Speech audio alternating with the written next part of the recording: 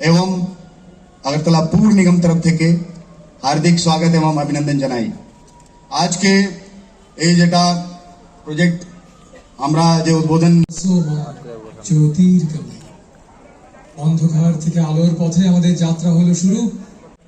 नगरोन्नयन दफ्तरेर माननीय सचिव श्री अभिषेक सिंह महोदय एवं उपस्थित पर्यटन दफ्तरेर माननीय सचिव श्री यूके चकमा महोदय और এখানে উপস্থিত তো সেই প্রধানমন্ত্রী যে নারা সেই নারা নিয়ে আমরা এই কাজগুলো করছি। আজকে আমি দুপুরবেলায় এখানে অক্সিজেন পার্কে আমি গিয়েছি। আমি জানি না এখানে কতজন অক্সিজেন পার্কে গিয়েছেন, কিন্তু আমি প্রথম অক্সিজেন পার্কে আমি গিয়েছি। অর্কিডিয়ান একটা ল্যাবের মতো ওরা করেছে একটা, তো সেখানে এটার আজকে ওপেনিং আমি করি। এত সুন্দর যে ভাবা যায় না যে ত্রিপুরার মতো এরকম একটা সুন্দর জায়গা আছে। 30 হেক্টর জায়গা নিয়ে তার বিস্তৃতি। আপনারা এখানে যারাই উপস্থিত আছেন আমি সবাইকে বলবো ওখানে যাওয়ার জন্য। বিভিন্ন প্রজাতির বাঁশের ওখানে দেখা গেল, বিভিন্ন পাখি, বিভিন্ন প্রজাতির পাখি, ছোট ছোট পাখি ওখানে দেখতে পেলাম। এবং হায়দ্রাবাদ থেকেও যা ওখানে গাইড ছিল বলছিল যে হায়দ্রাবাদ থেকে যে মাইগ্রেটরি বার্ড এখানে আসে এবং অগাস্ট মাসে আবার চলে যায়। তো এইগুলো তো আমার জানা ছিল না।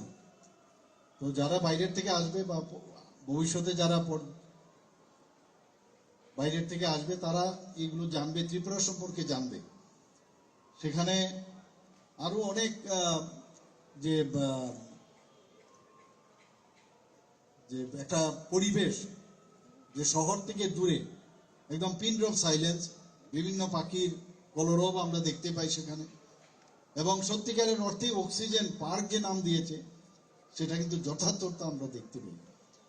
তারপর সেখান থেকে এবং G20-কে সামনে রেখেই আমরা সেটাকে সাজিয়ে তুলেছে আমাদের ফরেস্ট ডিপার্টমেন্ট।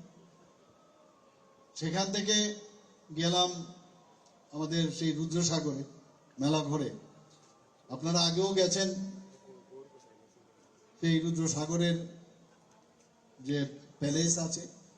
এবার গিয়ে দেখবেন যে আগের যে প্যালেস আর এখনকার প্যালেসের মধ্যে ডিফারেন্স।